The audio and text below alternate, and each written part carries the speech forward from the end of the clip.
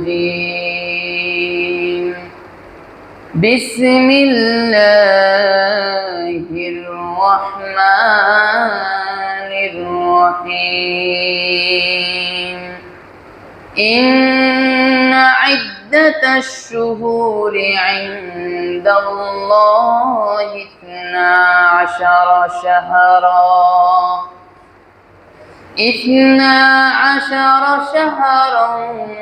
في كتاب الله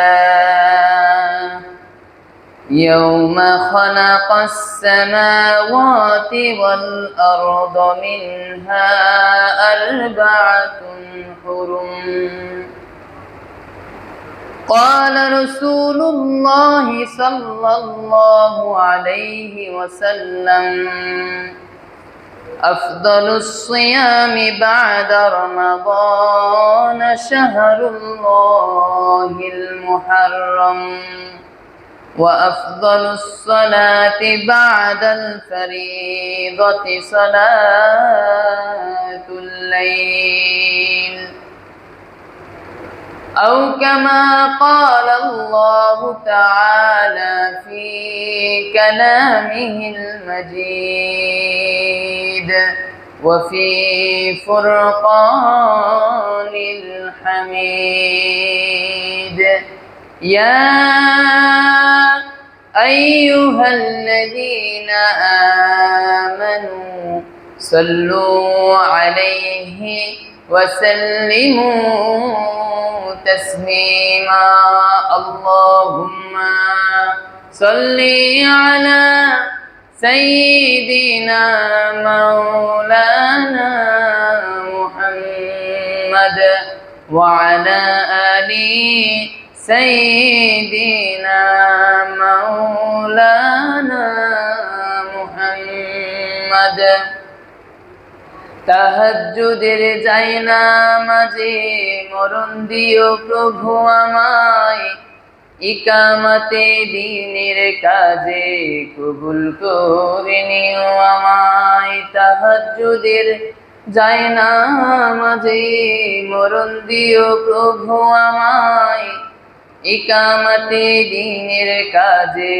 কবুল করে নিও আমায় আল্লাহুম্মা صلي على سيدنا مولانا محمد وعلى آل سيدنا مولانا محمد ওগো রাসূল প্রিয় রাসূল প্রাণের রাসূল ওগো রাসূল প্রিয় রাসূল প্রাণের রাসূল তোমারই জন্যে বিশ্বে মোরা আলোকেছি পেয়েছে কুল ওগো রাসূল প্রিয় রাসূল প্রাণের রাসূল ওগো রাসূল প্রিয় রাসূল প্রাণের রাসূল আল্লাহুম্মা সাল্লি আলা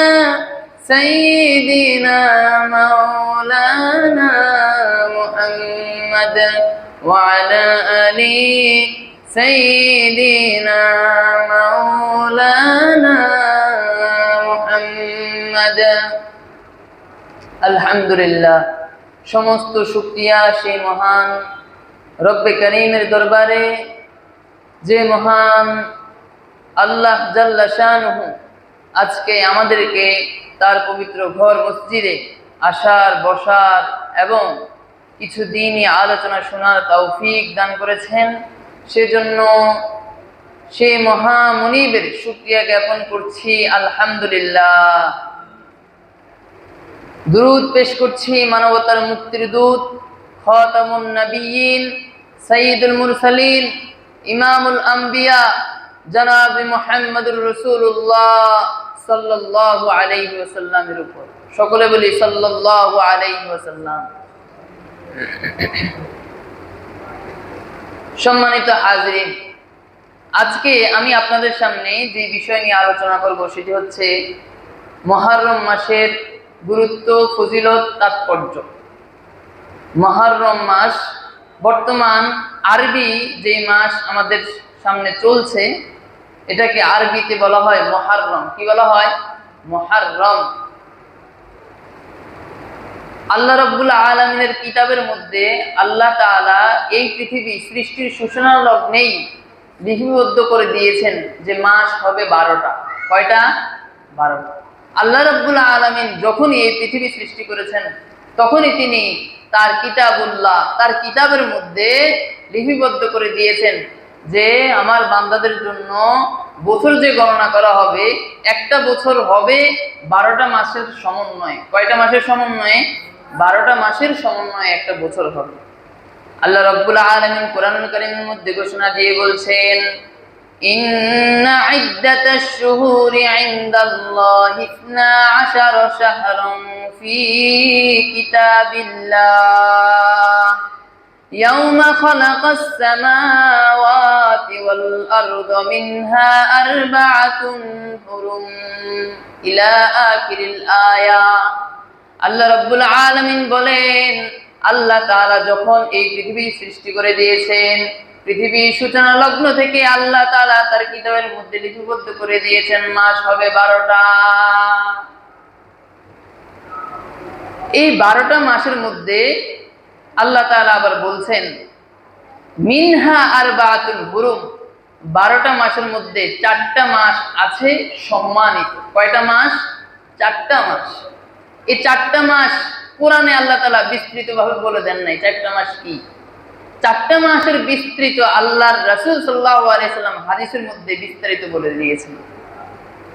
রাসূলুল্লাহ সাল্লাল্লাহু আলাইহি ওয়াসাল্লাম বুখারী শরীফের 3197 নম্বর হাদিস, রাসূলুল্লাহ সাল্লাল্লাহু আলাইহি ওয়াসাল্লাম হাদিসের মধ্যে বর্ণনা করেন, আয-যামানু ক্বাদ ইস্তাদারা কাহাইয়াতিহি ইয়াওমা খালাকাস সামাওয়াতি ওয়াল আরদা as-sanatu 12 shahran fi kitabillah minha arba'atun hurum thalathatun mutawaliyat dhul qadati wa dhul hijjati wal muharram wa rajab mudar bainal jumada wa sha'ban।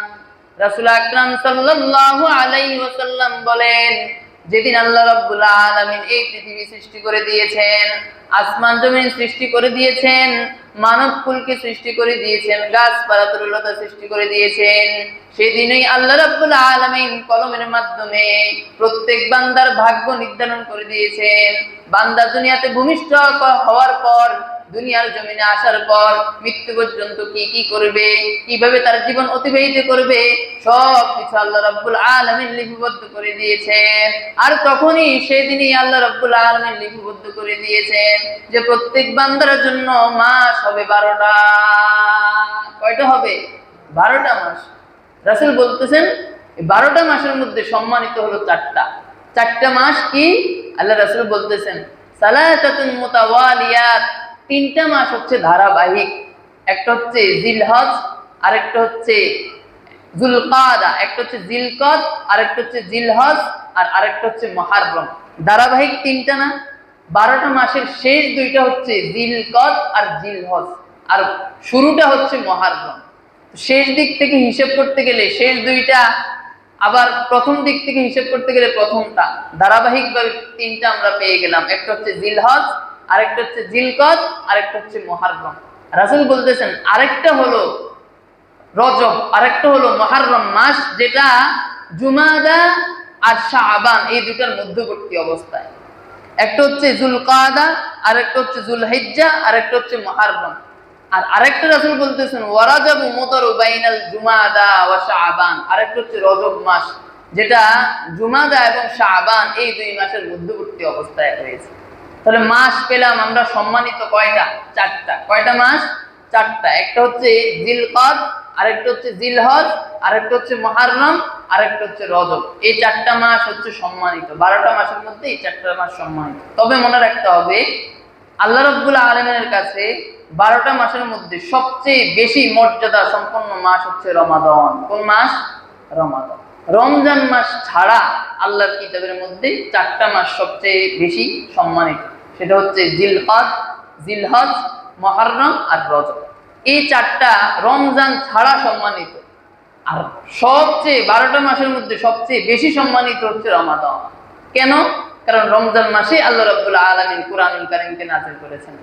শাহরু রমাদান আল্লাযী উনজিলা ফীহিল কুরআন হুদাল লিন-নাসি ওয়া বায়িনাতিন মিনাল হুদা ওয়াল ফুরকান। আল্লাহ জাল্লা শানুহু বলতেছেন, শাহরুল্লাহিল মুহাররম, শাহরু রমাদান আল্লাযী, রমজান তো এমন মাস, আল্লাযী উনজিলা ফীহিল কুরআন, যে মাসে আল্লাহ রাব্বুল আলামিন কুরআনুল কারীমকে নাযিল করেছেন।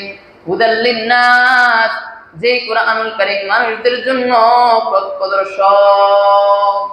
যেহেতু আল্লাহ তাআলা এই রমজান মাসে কোরআনকে নাযিল করেছেন, আর কোরআন যেহেতু আল্লাহ রাব্বুল আলামিনের নিজের কিতাব, সেহেতু কোরআনের সম্মানার্থে, কোরআনের মর্যাদার কারণে আল্লাহর কাছে রমজান মাসটাও অনেক অনেক বেশি মর্যাদাবান হয়ে গেছে। এজন্য আল্লাহ বলতেছেন যে 12 মাসের মধ্যে 4টা মাস আল্লাহর কাছে সম্মানিত, এটা ঠিক। তবে এই 4টা মাস আলাদা একদিকে রাখলে, রমজানকে একদিকে রাখলে রমজানটা হবে শ্রেষ্ঠ। এই হাদিসের মাধ্যমে আমরা জানলাম যে আল্লাহ রাব্বুল আলামিন কুরআনুল কারীমের মধ্যে যে বলছেন যে 12টা মাস আল্লাহ তাআলা নির্ধারণ করে দিয়েছেন, তার মধ্যে 4টা সম্মানিত। 4টা মাস কি সেটাই আমরা হাদিসের মাধ্যমে জানলাম, যে একটা হচ্ছে জিলহজ, আরেকটা জিলকাদ, আরেকটা হচ্ছে মুহররম, আর আরেকটা হচ্ছে রজব মাস। সম্মানিত হাজিরিন, এখন এই মুহররম মাস যে আল্লাহ রাসূল সাল্লাল্লাহু আলাইহি সাল্লাম যে 4টা মাসের কথা বললেন, যে 4টা মাস অধিক বেশি সম্মানিত, সবচেয়ে বেশি সম্মানিত আল্লাহর কাছে, 4টা মাসের মধ্যে একটা মাস হলো মুহররম মাস, যেটা আমাদের বর্তমানে চলছে। এই মুহররম মাসের গুরুত্ব, ফজিলত, তাৎপর্য আল্লাহর রাসূলের কাছে অনেক অনেক বেশি। কারণ এই মুহররম মাসের মধ্যে এমন এক রজনী রয়েছে, যেদিন বান্দা যদি রোজা রাখে, আল্লাহ তাআলা তার পূর্বে সকল গুনাহ ক্ষমা করে দিবেন। সুবহানাল্লাহ। সেই দিনটা কোন দিন? আশুরার দিন। এই মুহররমের 10 তারিখ আশুরার দিন যেই বান্দা রোজা রাখবে, রাসূলুল্লাহ বলেন আল্লাহ রাব্বুল আলামিন তার পূর্বের 1 বছরের গুনাহ ক্ষমা করে দিবেন। এই মুহররম মাসের গুরুত্ব সম্পর্কে আল্লাহর হাবিব সাল্লাল্লাহু আলাইহি সাল্লাম হাদিসের মধ্যে বলেন, কদিমান নবী সাল্লাল্লাহু আলাইহি ওয়াসাল্লাম আল মদিনাতা ফারাআল ইয়াহুদা তাসুমু ইয়াউমা আশুরা। রাসূলুল্লাহ সাল্লাল্লাহু আলাইহি সাল্লাম যখন মক্কা থেকে মদিনায় হিজরত করলেন, হিজরত করার পর রাসূলুল্লাহ সাল্লাল্লাহু আলাইহি সাল্লাম মদিনার ইহুদিদেরকে দেখলেন তারা রোজা রাখে। ইয়াউমা আশুরা, আশুরার দিন তারা রোজা রাখে। ফাকালা মা হাযা, রাসূলুল্লাহ দেখে বললে এটা কি? তখন মদিনার যারা ইহুদি খ্রিস্টান তারা বলে, হাযা ইয়ামুন সালিহুন, হাযা ইয়ামুন নাজ্জাল্লাহু বানি ইসরাঈল মিন আদুবিহিম, এটা আমাদের কাছে কল্যাণকর একটি দিন। এটা এমন একটা দিন যেদিন আল্লাহ রাব্বুল আলামিন বনি ইসরাইলকে, ইসরাইলের সম্প্রদায়কে, বনি ইসরাইলের সম্প্রদায়কে, কওমকে তাদের শত্রুদের কাছ থেকে মুক্তি দিয়েছেন। এজন্যই শুকরিয়া জ্ঞাপন করে আমরা এই দিন রোজা রাখি। ফাসামাহু মুসা আলাইহিস সালাতু ওয়াস সালাম, এই মুক্তি দেওয়ার কারণে মুসা আলাইহিস সালাম রোজা রেখেছেন। ক্বালা, রাসূলুল্লাহ বলেন, আহাক্কু বি মুসা মিনকুম ফাসামাহু ওয়া আমারা বিসিয়ামিহি। রাসূলুল্লাহ সাল্লাল্লাহু আলাইহি সাল্লাম বলেন, মুসা আলাইহিস সালাতু ওয়াস সালাম রোজা রেখেছে, সেজন্য তোমরা রোজা রাখো। মুসা যেহেতু রোজা রেখেছে, সেই হিসেবে রোজা রাখার দিক দিয়ে অধিক হকদার তো আমি এবং আমার উম্মতেরা। সুতরাং আজ থেকে আমিও রোজা রাখলাম। রাসূলুল্লাহ নিজে রোজা রেখেছেন এবং তার সকল সাহাবীদেরকে রোজা রাখার ব্যাপারে উদ্বুদ্ধ করে দিয়েছে। তাহলে এই হাদিসের মাধ্যমে আমরা এই যে মুহররম মাসের যে 10 তারিখ আশুরার দিন যে রোজা রাখা, এই রোজা রাখার ব্যাপার গুরুত্ব আমরা এই হাদিসের মাধ্যমে জানতে পারলাম। যদি গুরুত্ব নাই থাকতো, রাসূলুল্লাহ নিজে রোজা রাখতেন না, রোজা রাখার ব্যাপারে উদ্বুদ্ধ করতেন না। রাসূলুল্লাহ মদিনায় গিয়ে যখন ইহুদিদেরকে দেখলেন যে তারা এই দিন রোজা রাখে, রাসূলুল্লাহ জিজ্ঞেস করলেন, কেন তোমরা রোজা রাখো? তখন ইহুদিরা বলতেছে যে এই দিন মুসা আলাইহিস সালামের কওম যে বনি ইসরাইল, তাদেরকে আল্লাহ তাআলা ফেরাউনের যে কওম সম্প্রদায় ছিল তাদের কাছ থেকে আল্লাহ তাআলা মুক্তি দিয়েছেন। মুক্তি পেয়েই মুসা আলাইহিস সালাম রোজা রেখেছে, এজন্য আমরাও রোজা রাখি। রাসূলুল্লাহ বলতেছেন যে মুসা কালিমুল্লাহ, আল্লাহর নবী, আমিও আল্লাহর নবী, সেই হিসেবে মুসা রোজা রেখেছে, রোজা রাখার দিক দিয়ে তো এখন হকদার হচ্ছে আমরা, সুতরাং আজ থেকে আমিও রোজা রাখলাম।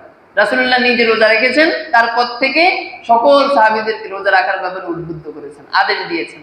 আমার অবিসিয়ামিহি, আল্লাহ রাসূল সাল্লাল্লাহু আলাইহি ওয়াসাল্লাম নিজেই আদেশ দিয়েছেন এই দিন রোজা রাখার ব্যাপারে। আরেকটি হাদিস হযরত হাফসা রাদিয়াল্লাহু তাআলা আনহা থেকে বর্ণিত, তিনি বলেন, আরবাউন লাম ইয়াকুন ইয়াদাহুন্না নবিয়্য সাল্লাল্লাহু আলাইহি ওয়াসাল্লাম, চারটি আমল আল্লাহ রাসূল সাল্লাল্লাহু আলাইহি ওয়াসাল্লাম কখনো ছেড়ে দিতেন না। এক নম্বর সিয়ামা আশুরা, আশুরার দিনের রোজা, অর্থাৎ মুহররম মাসের 10 তারিখের রোজা আল্লাহ রাসূল কখনো ছাড়তেন না। দুই নম্বর ওয়াল আশর, অর্থাৎ জিলহজ মাসের প্রথম 10 দিনের রোজা আল্লাহ রাসূল কখনো ছাড়তেন না।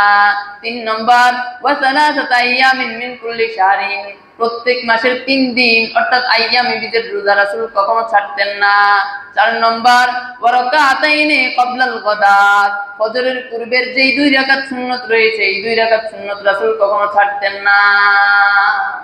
নাসাই শরীফের 2416 নম্বরের হাদিস এটি।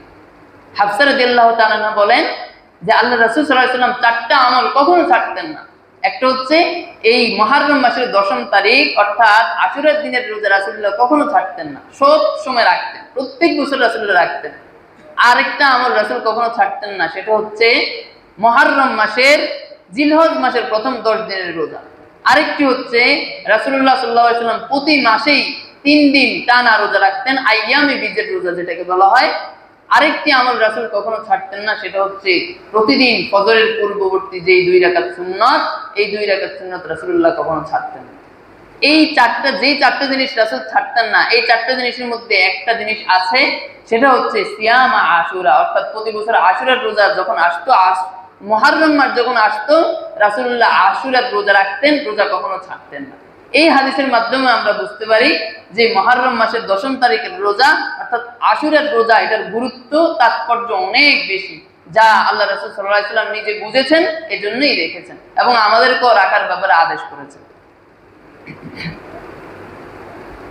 এখন আমরা জানবো যে এই আশুরার দিনের রোজা রাখলে, এই মুহররমের রোজা রাখলে আল্লাহর রাসূল সাল্লাল্লাহু আলাইহি ওয়াসাল্লাম এবং আল্লাহ রাব্বুল আলামিনের ফেরেশতারা আমাদেরকে কি পুরস্কার দিবে, কি জাযা দিবে, প্রতিদান দিবে। আন আবি হুরায়রা রাদিয়াল্লাহু তাআলা আনহু قال, হযরত আবু হুরায়রা রাদিয়াল্লাহু তাআলা আনহু থেকে বর্ণিত, তিনি বলেন, আফদালুস সিয়ামি বা'দা রমাদানা শাহরুল্লাহিল মুহররম। আবু হুরায়রা রাদিয়াল্লাহু তাআলা আনহু থেকে বর্ণিত, তিনি বলেন, রাসূলুল্লাহ সাল্লাল্লাহু আলাইহি সাল্লাম বলেন, রমজান মাসের পর সওম রাখার ক্ষেত্রে, রোজা রাখার ক্ষেত্রে মুহররম মাসের রোজাটা আল্লাহর কাছে অধিক বেশি সম্মানিত। আল্লাহ রাসূল বলতেছেন, ওয়া আফদালুস সালাতি বা'দাল ফরিদাতি সালাতুল লাইল, এবং ফরজ নামাজের পর আল্লাহর কাছে সবচেয়ে বেশি সম্মানিত হচ্ছে রাতের নামাজ, অর্থাৎ কিয়ামুল লাইল, যেটাকে বলা হয় তাহাজ্জুদের নামাজ। এই হাদিসে 2টা জিনিসের গুরুত্ব বোঝানো হয়েছে, একটা হচ্ছে আশুরার দিনের 10 তারিখের রোজা, আর আরেকটা হচ্ছে নফল নামাজের মধ্যে তাহাজ্জুদ যে সেরা, এই কথাটাও এই হাদিসের মাধ্যমে বোঝা যায়। প্রিয় মুসল্লি ভাইয়েরা, তাহাজ্জুদ এমন একটি আমল, এমন একটি ইবাদত, এমন একটি নামাজ, যা আদায় করলে কাফের কুফাররা, বেদিনরা, যারা জালেম, যারা আল্লাহর শত্রু, রাসূলের শত্রু, এমন ব্যক্তিদের সামনে যখন আপনি যাবেন, আপনি কিছু বলার আগেই তারা ভয়ে থরথর করে কাঁপাকাঁপি শুরু হয়ে যাবে। কারণ যে ব্যক্তি তাহাজ্জুদের নামাজ পড়ে, তার এই কপালের মধ্যে আলাদা চিহ্ন থাকে, চেহারার মধ্যে নূর ভাসমান থাকে।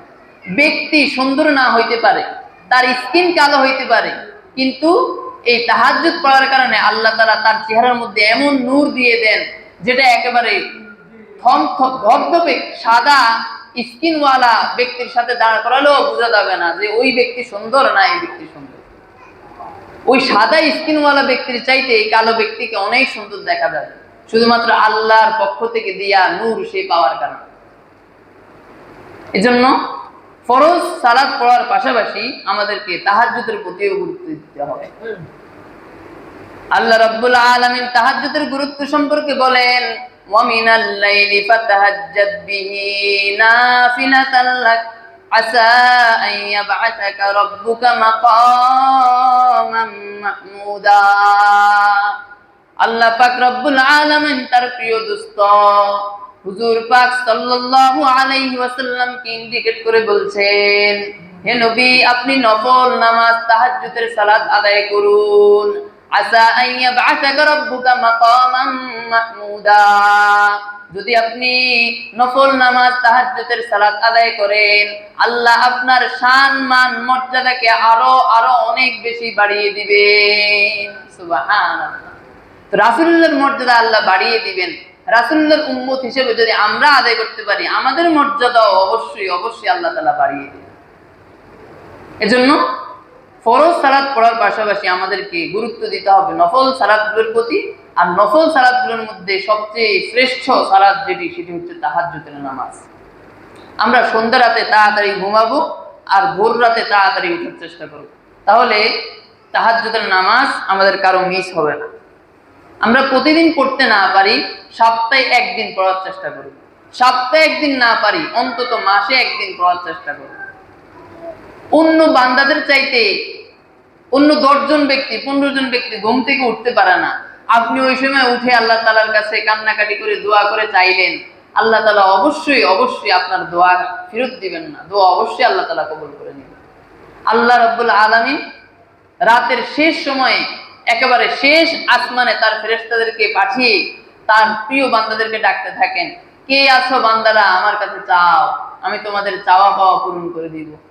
বান্দারা কে আছো, আমার কাছে ক্ষমা চাও, আমি তোমার গুনাহ ক্ষমা করে দিব। কে আছো, আমার কাছে হামাগুড়ি দিয়ে আসো, আমি তোমার কাছে দৌড়ে আসবো। আল্লাহ বলতেছেন যে বান্দাদেরকে আল্লাহ তাআলাকে ডাকার জন্য। আল্লাহ তাআলা বলেন, উদউনি আস্তাজিব লাকুম। হাদিসে কুদসির মধ্যে আল্লাহ তাআলা বলতেছেন, তোমরা আমাকে ডাকো, আস্তাজিব লাকুম, অবশ্যই অবশ্যই আমি তোমাদের ডাকে সাড়া দিব। কিন্তু আমরা হতভাগা দুর্ভাগা বান্দারা আল্লাহকে ডাকতে জানি না। এজন্যই আমাদের বিপদ বালা মুসিবত, আমাদের অভাব অনটন এগুলা কাটে না। আল্লাহ তাআলা আমাদেরকে বুঝার তৌফিক দান করুন। আশুরার দিনের রোজার ফজিলত সম্পর্কে রাসূলুল্লাহ সাল্লাল্লাহু আলাইহি ওয়াসাল্লাম হাদিসের মধ্যে বলেন, সিয়ামু ইয়াউমি আশুরা আহতাসিবু আলাল্লাহ আন ইউকাফফিরা সানাতাল্লাতী ক্বাবলাহু। আবু কাতাদা রাদিয়াল্লাহু তাআলা আনহু থেকে বর্ণিত, তিনি বলেন, হুজুর সাল্লাল্লাহু আলাইহি ওয়াসাল্লাম ইরশাদ করেন, আল্লাহ রাব্বুল আলামিন ওই বান্দার পূর্ববর্তী 1 বছরের গুনাহ ক্ষমা করে দেয় যেই বান্দা মুহররম মাসের 10ম দিন অর্থাৎ আশুরার দিনের রোজা রাখে। সুবহানাল্লাহ। আমলটা একেবারেই সহজ, আমল একেবারেই সহজ। ভোর রাতে উঠে সেহরি খাবেন, রোজা রাখবেন, 2টা রোজা রাখবেন, আর আল্লাহ রাব্বুল আলামিন এর বিনিময়ে আপনার পূর্বের জীবনের পূর্ববর্তী 1 বছরের গুনাহ আল্লাহ তাআলা মাফ করে দিবেন। সুবহানাল্লাহ। সম্মানিত হাজরিন, এবার বলুন তো, কোন আমল করলে, কোন সময়ে রোজা রাখলে আল্লাহ তাআলা পূর্বের 1 বছরের গুনাহ মাফ করবেন, পরবর্তী 1 বছরের গুনাহ মাফ করবেন? বলুন তো, কেউ বলতে পারবেন? আমাদের গত 2-3 সপ্তাহ আগেই এই আলোচনা গিয়েছিল। কিছুদিন পূর্বে আমরা বলেছি যে জিলহজ মাসের প্রথম 10 দিনের রোজা যেই বান্দা রাখবে, অর্থাৎ আরাফার দিনের রোজা যেই বান্দা রাখবে, আল্লাহর হাবিব বলেন যে আহতাসিবু আলাল্লাহ আন ইউকাফফিরা সানাতাল্লাতী ক্বাবলাহু ওয়াস সানাতাল্লাতী বা'দাহু। রাসূলুল্লাহ বলতেছেন, যে বান্দা আল্লাহ রাব্বুল আলামিনের, যে বান্দা জিলহজ মাসের 9 তারিখ অর্থাৎ আরাফার দিনের রোজা রাখবে, রাসূলুল্লাহ বলতেছেন যে আমি তার ব্যাপারে আল্লাহ তাআলার কাছে সুপারিশ করতে পারি, কিংবা আমি রাসূলুল্লাহ তার ব্যাপারে গ্যারান্টি দিতে পারি যে আল্লাহ তাআলা তার পূর্বের 1 বছরের গুনাহ মাফ করে দিবেন, ওয়া বা'দাহু, এবং পরবর্তী 1 বছরের গুনাহ মাফ করে দিবেন। সুবহানাল্লাহ।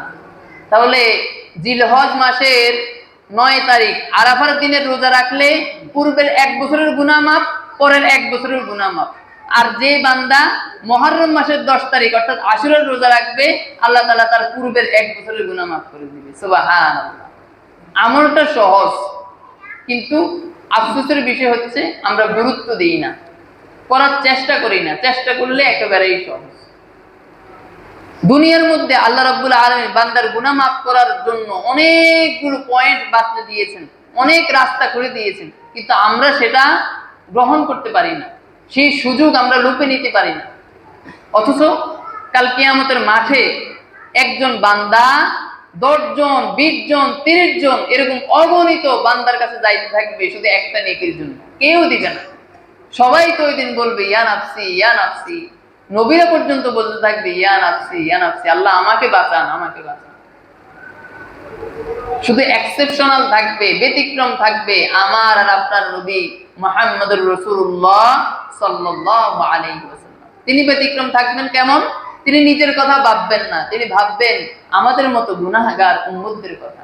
তিনি বলবেন ইয়া উম্মতি হার আম্বিয়া কহি গেল মেরা জান বাঁচো মেরা জান বাঁচো। ওই দিন সব নবীরা বলবে আল্লাহ আমাকে বাঁচান আমাকে বাঁচান, লেকিন মেরা নবী তোমারা নবী সবকা নবী কহে গে আল্লাহ মেরে উম্মত মেরে উম্মত। শুধু মুহাম্মদুর রাসূলুল্লাহ সাল্লাল্লাহু আলাইহি ওয়াসাল্লাম ওই দিন বলবে আল্লাহ আমার জানটা বাঁচান, আমার জান বাঁচানোর প্রয়োজন নাই, আমার উম্মতের জান বাঁচান।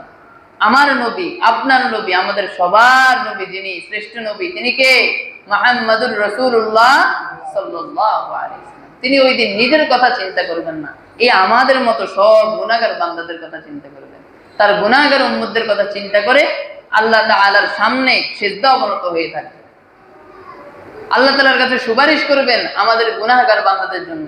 আল্লাহ তাআলা পরবর্তীতে বলবেন ইরফা রাসাক ইয়া আইয়ুহান নবী ওয়াশফা শাফাআতা লি উম্মতি।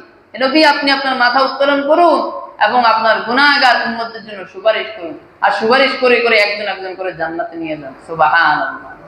সুপারিশ ওই দিন কারা পাবে?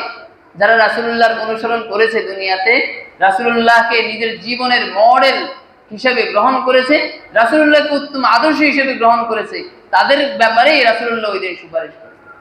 যারা এই দুনিয়াতে এই দুনিয়ার হাইসিয়তে যারা কাফের বেদিন কুফফারদেরকে বন্ধু হিসেবে গ্রহণ করেছে, বেদিন ক্রিকেটার, বেদিন যারা ফুটবলার রয়েছে, মেসি বলেন নেইমার বলেন এই জাতীয় যারা খেলোয়াড় রয়েছে, তাদেরকে যারা নিজেদের মডেল বাস্তবায়ন করে, নিজেদের আইডল মনে করে, তাদের সাথে ওই দিন কাল কিয়ামতের ময়দানে আল্লাহ রাব্বুল আলামিন ওই ব্যক্তিদেরকে তাদের সাথে হাসর নাসর করবে। নাউযুবিল্লাহ। রাসূলুল্লাহ বলতেছেন, ধমক দিয়ে বলতেছেন মান তাশাব্বাহা বিকওমিন ফাহুয়া মিনহুম। যে যেই জাতির অন্তর্ভুক্ত হয়, যে যেই জাতির অনুসরণ করে, আল্লাহ রাব্বুল আলামিন কাল কিয়ামতের ময়দানে তার হাসর নাসর তার সাথেই করবে। নাউযুবিল্লাহ। আজকাল আফসোস, নিজের খাবারের টাকা নাই, নিজের ঘরে ভাতের পাতিল নাই, কিন্তু সে 20 মিটার 50 মিটার 500 মিটার পর্যন্ত পতাকা তৈরি করে। আছে না নাই আমাদের দেশে? এমন পাগল আছে না? নিজের জায়গা জমি বিক্রি করে পতাকা বানায়। খেলা হইতেছে সেটা কোন মিডল ইস্টে? দেশটা আমাদের দেশও না। যদি আমাদের দেশ হইতো তাহলে রিপ্রেজেন্ট করত। দেশ হইতেছে কোথায়? তারা আমাদেরকে চিনে? আফসোস। রাসূলুল্লাহ সাল্লাল্লাহু আলাইহি ওয়াসাল্লাম হাদিসের মধ্যে বলতেছেন আল মারউ আলা দীনি খুলাইনি। প্রত্যেক ব্যক্তি তার বন্ধুর সহচর্য অনুসরণ করে। ফালইয়ানজুর আই ইউখালাল ফালইয়ানজুর আহাদুকুম আই ইউখালাল। সুতরাং তোমাদের প্রত্যেক ব্যক্তি যেন লক্ষ্য রাখে সে কাকে বন্ধু হিসেবে গ্রহণ করেছে। আজকাল চুলের কাইট দেয় ওই খেলোয়াড়দের মতো, তাদের পোশাক পরিধান করে নাচ নৃত্য গান বাদ্য বাজনা এগুলা করে। মসজিদে নামাজ চলতেছে, পাশেই গান বাজনা করতেছে। এই খেলা এগুলো সম্পূর্ণ জুয়ার উপরে চলে। জুয়া কি ইসলামে বৈধ না হারাম?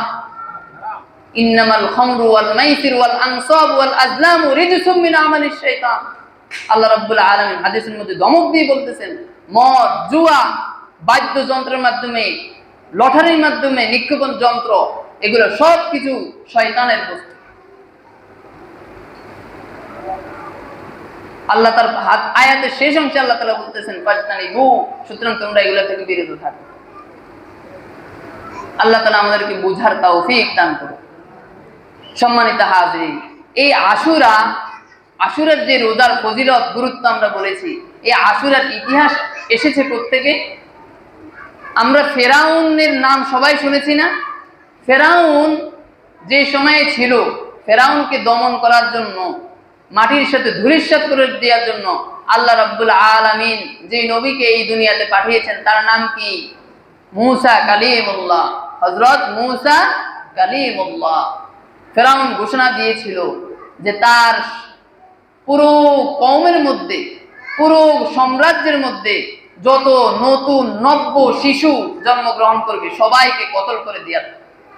কিন্তু মূসা আলাইহিস সালামের মা এই কথা শুনে মূসা আলাইহিস সালামকে নীল নদের পানির মধ্যে ভেওলা দিয়ে ভাসিয়ে দিয়েছেন। ভাসমান মূসা আলাইহিস সালাম এই ভেওলাটা যেতে যেতে যেতে যেতে ফেরাউনের দরগাহের পাশে এসে পড়েছে। আর ফেরাউনের স্ত্রী আসিয়া আলাইহিস সালাম এই মূসা কালিমুল্লাহর এই যেই বডি, এই বডিটা তিনি পেয়েছেন। পেয়ে উনি ফুটফুটে এই বাচ্চা কোলে নিয়ে ঘরে গিয়েছেন। তারপরে বলতেছেন যে আমি তো ঘোষণা দিয়েছি যে সাম্রাজ্যের মধ্যে যত নতুন শিশু জন্মগ্রহণ করবে সবাইকে কতল করে দেওয়ার জন্য, তাড়াতাড়ি একে কতল করো। হযরত আসিয়া আলাইহিস সালাম ফেরাউনকে বুঝিয়ে শুনিয়ে, অনেক বুঝিয়ে শুনিয়ে তারপর এই মূসা কালিমুল্লাহকে রেখেছেন। একদিন মূসা আলাইহিস সালাম ফেরাউনের গালে চপেটাঘাত করেছে, থাপ্পড় দিয়েছে। ফেরাউন রাগে অগ্নিশর্মা হয়ে গেছে। তারপর বলতেছে একে এখনই আমি কতল করব। কিন্তু আসিয়া আলাইহিস সালামের কারণে পারেন নাই, তিনি বুঝিয়ে শুনি তার রাগকে দমন করেছেন। সবচেয়ে বড় পরিকল্পনা যার ছিল তিনি কে? আল্লাহ রাব্বুল আলামিন। দুনিয়ার মধ্যে যত কাফের, কুফার, বেদিন, মুশরিক, জালেমরা ইসলামকে দমিয়ে দিতে চায়, নিভিয়ে দিতে চায়, ইসলামের আলোকে, অগ্নিশর্মাকে নিভিয়ে দিতে চায়, আল্লাহ রাব্বুল আলামিন তাদের বিপরীতে আল্লাহ তাআলা কৌশল করে থাকেন। ওয়া মাকারু ওয়া মাকারাল্লাহ ওয়াল্লাহু খায়রুল মাকিরিন। আল্লাহ বলতেছেন তারা ষড়যন্ত্র করে কিন্তু আল্লাহ কৌশল করেন। ওয়াল্লাহু খায়রুল মাকিরিন, আর আল্লাহই হলেন সর্বোত্তম কৌশলী। আল্লাহ রাব্বুল আলামিন চেয়েছেন যে ব্যক্তি ঘোষণা দিয়েছে যে ছোট ছোট বাচ্চা যখন ভূমিষ্ঠ হবে সাথে সাথে কতল করে দেওয়ার জন্য, আল্লাহ চেয়েছেন ওই পরিবারের মধ্যেই আমি আমার নবী মূসাকে লালন পালন করে বড় করে তার ওই সাম্রাজ্যকে আমি এই নবী মূসা আলাইহিস সালামের মাধ্যমে ধ্বংস করে দিই। ঠিক যেই পরিকল্পনা আল্লাহ তাআলা করেছেন তাই আল্লাহ রাব্বুল আলামিন মূসা আলাইহিস সালামের মাধ্যমে বাস্তবায়ন করেছেন। নীল নদের পানির কাছে মূসা আলাইহিস সালাম তার পুরো কওম বনি ইসরাইলদেরকে নিয়ে এসেছেন এবং পিছন দিক থেকে ফেরাউন তার দলবল নিয়ে এই মূসা আলাইহিস সালাম এবং তার সম্প্রদায় বনি ইসরাইলদেরকে ধাওয়া করছে। তখন মূসা আলাইহিস সালামের যে কওম সম্প্রদায় তারা বলেন ইন্না লামুদ্রাকুন, ও মূসা আমরা তো শেষ হয়ে যাব, আমরা তো নিঃশেষ হয়ে যাব, এখনই তো মনে হচ্ছে যে নীল নদের পানিতে ডুবে আমাদের মরতে হবে। মূসা আলাইহিস সালাম বলতেছেন কাল্লা ইন্না মাইয়া রাব্বি সায়াহদিন, কখনোই না, আমাদের রব আমার সাথে আছেন।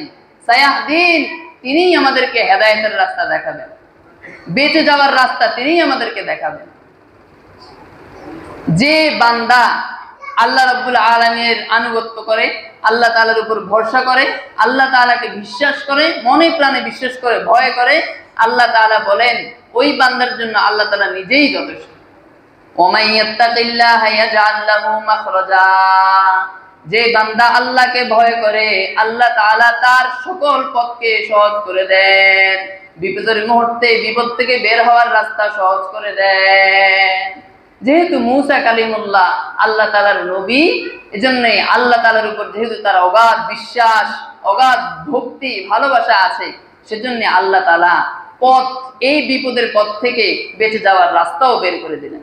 আল্লাহ তাআলা মূসা কালিমুল্লাহকে বলতেছেন যে ফাদরিব বিআসাকাল বাহার, ও মূসা তুমি তোমার লাঠিটাকে সমুদ্রের মধ্যে নিক্ষেপ করো, বাড়ি দাও।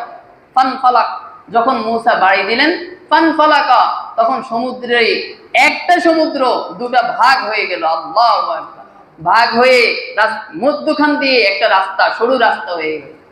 আর আল্লাহ তাআলা বলতেছেন, যাও মূসা, তুমি তোমার সম্প্রদায়দেরকে নিয়ে এই রাস্তা দিয়ে চলে যাও। মূসা আলাইহিস সালাম যখন তার সম্প্রদায় বনী ইসরাইল সম্প্রদায়দেরকে নিয়ে এই রাস্তা পার হয়ে সমুদ্র পার হয়ে যখন চলে গেলেন, আর ফেরাউন তার দলবল নিয়ে যখন আসলেন, তখন তারাও রাস্তার মধ্যে উঠে মাঝামাঝি যখন গেল, তখনই আল্লাহ রাব্বুল আলামিন তার ফেরেশতাদেরকে পাঠিয়ে রাস্তা ধসিয়ে আবার সমুদ্রকে পূর্বের ন্যায় করে দিলেন। এখন পানি, সমুদ্র পুরা পূর্বের মতো পানি ভরপুর হয়ে গেছে না?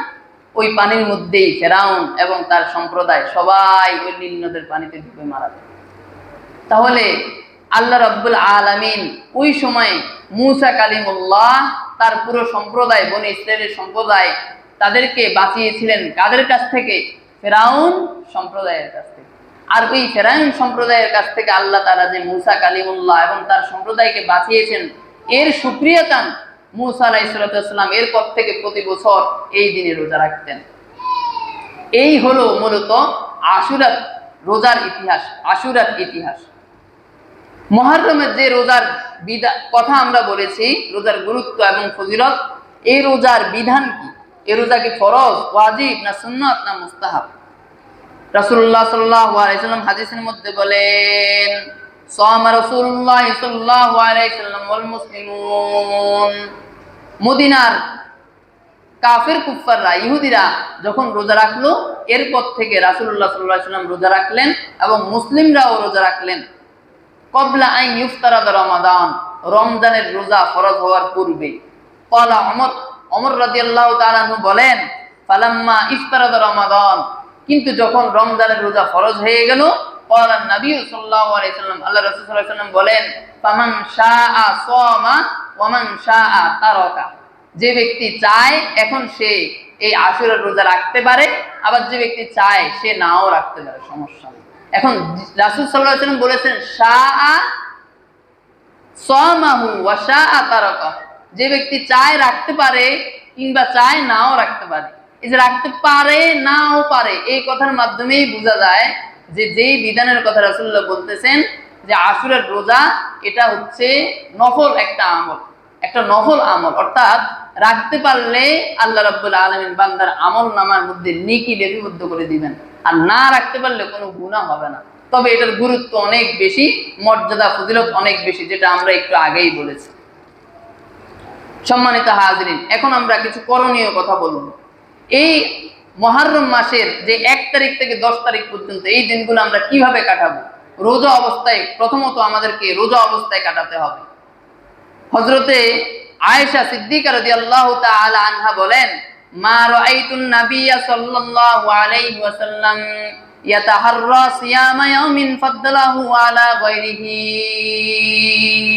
আমি নবী করিম সাল্লাল্লাহু আলাইহি ওয়াসাল্লামকে রমজানের পর এমন কোন রোজাকে অধিক গুরুত্ব দিয়ে রাখতে দেখি নাই যত গুরুত্ব রাসূল সাল্লাল্লাহু আলাইহি ওয়াসাল্লাম আশুরার রোজাকে দিতেন। অর্থাৎ রাসূলুল্লাহ সাল্লাল্লাহু আলাইহি ওয়াসাল্লাম আশুরার রোজাকে অনেক অনেক বেশি গুরুত্ব দিতেন রমজানের রোজার পরে। দ্বিতীয় যে আমল আমরা করতে পারি সেটা হচ্ছে তাওবা করা। আমার রাসূলুল্লাহ সাল্লাল্লাহু আলাইহি ওয়াসাল্লাম সাওমা ইয়াউমি আশুরা, এই হাদিসের শেষ অংশে রাসূলুল্লাহ সাল্লাল্লাহু আলাইহি ওয়াসাল্লাম বলেন যে ইন কুনতা সাইমান বা'দা শাহরি রমাদানা ফাসুমিল মুহররম, কেউ যদি রমজানের পর অন্য কোনো সময় রোজা রাখতে চায় সে যেন এই মুহররম মাসের রোজা রাখে, অর্থাৎ আশুরার রোজা মুহররম মাসের 10ম দিনের রোজা রাখে। এই হাদিসের শেষ অংশে রাসূলুল্লাহ আবার বলতেছেন যে তাবাল্লাহু, কেন রোজা রাখবে? যে তাবাল্লাহু ফিহি আলা কওমিন, এই মুহররম মাসে এমন একটি দিন রয়েছে যেদিন আল্লাহ রাব্বুল আলামিন পুরো একটা সম্প্রদায়ের তওবা আল্লাহ তাআলা কবুল করে নিয়েছেন। ওয়া ইয়াতুবু ফিহি আলা কওমিন আখর, এবং কিয়ামত পর্যন্ত আরেকটি সম্প্রদায়ের তওবা আল্লাহ তাআলা কবুল করতে থাকবেন। সুবহানাল্লাহ। আর এই তওবা কবুল করার দিন কোনটি? ওই যে 10ম তারিখ ইয়াউমে আশুরা, আশুরার দিন, যেদিন রোজা রাখবে বান্দা এবং রোজা রাখার সাথে সাথে আল্লাহ তাআলার কাছে তওবা করবে বেশি বেশি। তারপর দান সদকা করার মাধ্যমে আমরা এই 10 দিন কাটাবো। মূসা আলাইহিস সালামের যে ঘটনা, এই ঘটনা থেকে আমরা পরিপূর্ণ শিক্ষা নেওয়ার চেষ্টা করব। এখন আসেন রোজা রাখবো কোন দিন? রাসূলুল্লাহ সাল্লাল্লাহু আলাইহি ওয়াসাল্লাম হাদিসের মধ্যে বলেন যে আমার উম্মতেরা যেন 2 দিন রোজা রাখে, হয়তো 9, 10 কিংবা 10, 11। 9-10 অথবা 10-11, অর্থাৎ আজকে শুক্রবার, সামনে মঙ্গল বুধ অথবা বুধ বৃহস্পতি। আমরা আশুরা রোজা রাখবো 2 দিন করে, হয়তো মঙ্গলবার বুধবার কিংবা বুধবার বৃহস্পতিবার। দলিল কি? 9-10 রাখার ব্যাপারে রাসূলুল্লাহ সাল্লাল্লাহু আলাইহি ওয়াসাল্লাম হাদিসের মধ্যে বলেন, খালিফুল ইয়াহুদা ওয়া সুমুত তাসিয়া ওয়াল আশির। শুআইব আর নাউতের তাহকিক করা রাসূলুল্লাহ বলতেছেন যে তোমরা ইহুদিদের বিরোধিতা করো, কারণ ইহুদিরা একদিন রোজা রাখতে, একদিন। এখন একদিন যদি আমরা রাখি তাহলে ইহুদিদের সাথে মিলে যায়, এজন্য ইহুদিদের খেলাফ করতে বলেছেন, বিপরীত করতে বলেছেন রাসূলুল্লাহ। রাসূলুল্লাহ বলতেছেন খালিফুল ইয়াহুদ, তোমরা ইহুদিদের বিরোধিতা করো, ইহুদিদের খেলাফ তোমরা রোজা রাখো, ওয়া সুমুত তাসিয়া ওয়াল আশির, এবং নবম এবং দশম দিন রোজা রাখো, অর্থাৎ মুহররম মাসের 9 তারিখ আর 10 তারিখ তোমরা রোজা রাখো। এখন 10-11 যে রাখা যায়, এই ব্যাপারে দলিল আমরা শুনবো। রাসূলুল্লাহ বলতেছেন সুমু আশুরা, তোমরা আশুরার রোজা রাখো, ওয়া খালিফুল ইয়াহুদ, ইহুদিদের বিরোধিতা করো, সুমু ক্বাবলাহু ইয়াওমান ওয়া বা'দাহু ইয়াওমান, তোমরা 10ম তারিখের পূর্বে একদিন, অর্থাৎ 9 তারিখ 10 তারিখ, ওয়া বা'দাহু, কিংবা 10 তারিখ 11 তারিখ রোজা রাখো। এই হাদিসের মাধ্যমে জানা যায় কি, যে ব্যক্তি আশুরার রোজা রাখতে চায়, সে ব্যক্তি চাইলে 10-11 রাখতে পারবে, আবার পূর্বের হাদিসের মধ্যে আমরা জেনেছি 9-10 রাখতে পারবে। তাহলে আমরা মূল জিনিস জানলাম কি, আমরা আশুরার রোজা মঙ্গল বুধ অর্থাৎ 9-10 এবং বুধ বৃহস্পতি 10-11 দুই ভাবে রাখার আমাদের সুযোগ আছে। একটা রাখবো না, আমরা 2টা রাখবো। একটা রাখলে এটা ইহুদিদের সাথে সামঞ্জস্য হয়ে যায়, এজন্য রাসূল বলেছেন ইহুদিদের বিরোধিতা করে তোমরা 2 দিন করে রাখো। এখন আমরা জানবো যে এই মুহররমে বর্জনীয় কি। মুহররমে সবচাইতে বড় যে খারাপ কাজটা করা হয় সেটা হচ্ছে তাজিয়া মিছিল। আপনারা শিয়াদের কথা শুনেছেন না? শিয়াদের নাম আমাদের দেশে আছে না? এই যে দেখবেন শুরু হয়ে গেছে, ঢাকা শহরে বেশি হয়, পুরান ঢাকার মধ্যে বেশি প্রচলন আছে। কালো পোশাক পরিধান করে, কালো পতাকা হাতে নিয়ে তাজিয়া মিছিল করে, আর হাতের মধ্যে ছুরি অস্ত্র এগুলা রেখে নিজের শরীরের মধ্যে নিজেরা আঘাত করে আর বলে হাই হোসেন, হাই হোসেন, হাই হোসেন। অথচ আল্লাহ রাব্বুল আলামিন বলেন কি, ফালা তাজলিমু ফিহিন্না আনফুসাকুম, এই 10 দিনের মধ্যে, সূরা তাওবাতে আল্লাহ বলতেছেন এই 10 দিনের মধ্যে তোমরা কেউ, কোন বান্দারা তোমাদের নিজেদের উপর তোমরা জুলুম করবে না। আল্লাহ তাআলা সরাসরি ধমক দিয়ে বলতেছেন ফালা তাজলিমু ফিহিন্না আনফুসাকুম, তোমরা এই 10 দিনের মধ্যে তোমরা নিজেদের উপর নিজেরা জুলুম করবে না। অথচ এই তাজিয়া মিছিল নিয়ে যারা বের হয় তারা এই নিজেদের শরীরের মধ্যে নিজেরাই আঘাত করে। এবং এই 10 দিনে তারা এমন কিছু কাজ করে থাকে, বিভিন্ন অনুষ্ঠানের আয়োজন করে, ওখানে নৃত্য গান বাজনা বাজায়, বিভিন্ন সেমিনার করে, ওগুলোও ইসলামের সাথে সম্পূর্ণ সাংঘর্ষিক। আল্লাহ রাসূল বলেন মান আহদাসা ফি আমরিনা হাযা মা লাইসা ফিহি ফাহুয়া রাদ্দুন। আয়েশা রাদিয়াল্লাহু তাআলা বলেন, যে বান্দা, যে উম্মত ইসলামে নতুন কিছু আবিষ্কার করবে যেটা পূর্ববর্তী সময়ে ছিল না, রাসূলুল্লাহর যুগে ছিল না, কুরুনে সালাসা সাহাবীদের যুগে ছিল না, তাবিঈদের যুগে ছিল না, এমন কিছু আমল যে বান্দা, যে উম্মত নতুন ভাবে সৃষ্টি করবে, ফাহুয়া রাদ্দুন, সেটা প্রত্যাখ্যাত, সেটা ইসলাম গ্রহণ করবে না। এমনকি যারা এই নিজেদের শরীরের মধ্যে নিজেরা আঘাত করে, তারা বিলাপ করে, খুব উঁচু বাক্যে আওয়াজ করে, বিলাপ করে, কান্নাকাটি করে। কেন কান্নাকাটি করে? নিজেদেরকে দাবি করে তারা হাসান হোসাইনের কঠিন ভক্ত, এটা তারা নিজেদেরকে দাবি করে। অথচ আল্লাহ রাসূল সাল্লাল্লাহু আলাইহি ওয়াসাল্লাম হাদিসের মধ্যে কড়া হুঁশিয়ারি দিয়েছেন, লাইসা মিন্না মান দারাবাল খুদুদ, সেই ব্যক্তি আমার উম্মতের দলভুক্ত নয়। মান দারাবাল খুদুদ, যে ব্যক্তি নিজের হাত দিয়ে নিজের গাল নিজে খাপিয়ে উঠায়, নিজের গালকে নিজে যে বিশ্রী করে, নিজে যে তার গালের থেকে মাংস ছিঁড়িয়ে নেয়, ওই ব্যক্তি আমার উম্মতের দলভুক্ত না। আর কে দলভুক্ত না? অশাক্কল যুগ। রাসূলুল্লাহ বলতেছেন যে ব্যক্তি নিজের পোশাক আদি নিজে ছিঁড়ে ফেলে, ওই ব্যক্তিও আমার উম্মতের দলভুক্ত নয়। ওয়াদাআ বিদাওয়াল জাহিলিয়া, এবং যেই ব্যক্তি জাহিলি যুগের মতো আচরণ করে, যে ব্যক্তি জাহিলি যুগের রীতি কালচার এগুলা নিজের মাঝে অন্যের সামনে রিপ্রেজেন্ট করে, তুলে ধরে, ওই ব্যক্তিও লাইসা মিন্না, আমার উম্মতের দলভুক্ত নয়। এখন যারা তাজিয়া মিছিল করে, তারা নিজেদেরকে খুব আশিকে রাসূল এবং খুব আশিক দাবি করে হাসান এবং হুসাইন রাদিয়াল্লাহু তাআলা আনহুমা, তাদের দুজনের খুব আশিক দাবি করে নিজেদের শরীরের মধ্যে নিজেরা অস্ত্র দিয়ে আঘাত করে আর রক্তাক্ত করে। তাদের মাঝে প্রতিযোগিতা হয়, যে যত বেশি রক্ত ঝরাতে পারবে সে তত বেশি আশিক, যে যত বেশি রক্ত ঝরাতে পারবে সে তত বেশি হাসান আর হুসাইনের ভক্ত। অথচ রাসূলুল্লাহ সাল্লাল্লাহু আলাইহি ওয়াসাল্লামের আহলে বাইত যারা আছে, আত্মীয় প্রতিবেশী যারা আছে, তাদের মধ্যে কি শুধু হাসান হোসেন আর নাই? রাসূলুল্লাহ সাল্লাল্লাহু আলাইহি ওয়াসাল্লামের নাতি আমরা এই দুইজনকে জানি, ম্যাক্সিমাম আমার মুসল্লি ভাইয়েরা ম্যাক্সিমামরা জানে যে রাসূলুল্লাহর নাতি দুইজন, হাসান আর হোসেন। আর অনেক আলেম ওলামারাও এটা তাৎক্ষণিকভাবে জিজ্ঞেস করলে বলতে পারবে না। রাসূলুল্লাহ সাল্লাল্লাহু আলাইহি ওয়াসাল্লামের কন্যা ছিলেন 4 জন। কয়জন ছিলেন? 4 জন। এই 4 জনের গর্ভ থেকে মোট 7 জন ছেলে এবং 7 জন মেয়ে, এরকম 3 জন মেয়ে আর 4 জন ছেলে, এই 7 জন নাতি আল্লাহ রাসূল সাল্লাল্লাহু আলাইহি ওয়াসাল্লাম পেয়েছেন। 7 জনের মধ্যে শুধু আমরা 2 জনকে চিনি, হাসান আর হুসাইন। তো অন্য যারা ছিল তাদেরকে নিয়ে তো কোনো মাতনামি নাই, তাদেরকে নিয়ে কোনো মাতম নাই, তাদের প্রতি কি দরদ নাই? তারা শুধু 2 জনকে নিয়ে দরদ দেখাতে গিয়ে নিজেদের উপর নিজেরা জুলুম করে। তা আমরা যারা হকের উপর নিজেদেরকে দাবি করি, আমরা যারা হকের উপর থাকার চেষ্টা করি, আমরা বলতে চাই যে আমরা রাসূলুল্লাহ সাল্লাল্লাহু আলাইহি সাল্লামের আশিক, আমরা পরিপূর্ণভাবে নিজেদেরকে রাসূলের আশিক দাবি করি এবং রাসূলের আহলে বাইত যারা আছে, নাতি নাতনি যারা আছে, আমরা সকলের প্রতি মহব্বত এবং ভালোবাসা রাখি।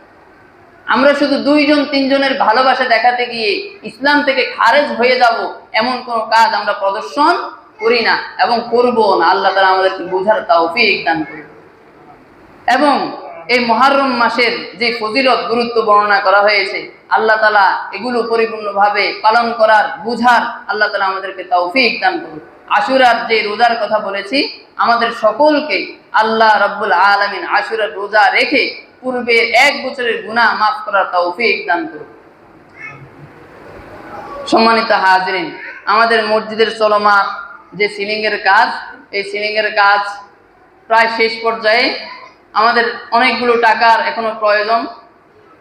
এখন যে প্রিয় মুসল্লি ভাইয়েরা, আপনাদের মধ্যে অনেকের আব্বা জান আম্মা জান এই পৃথিবী থেকে চলে গেছে, আপনি বাবার রূহের মাগফিরাত কামনা করে, মায়ের রূহের মাগফিরাত কামনা করে সিলিং এর জন্য যে যা পারেন মসজিদে দান করেন। আপনার এই দান কাল কিয়ামতের ময়দানে আপনার নাজাতের উসিলা হবে ইনশাআল্লাহ।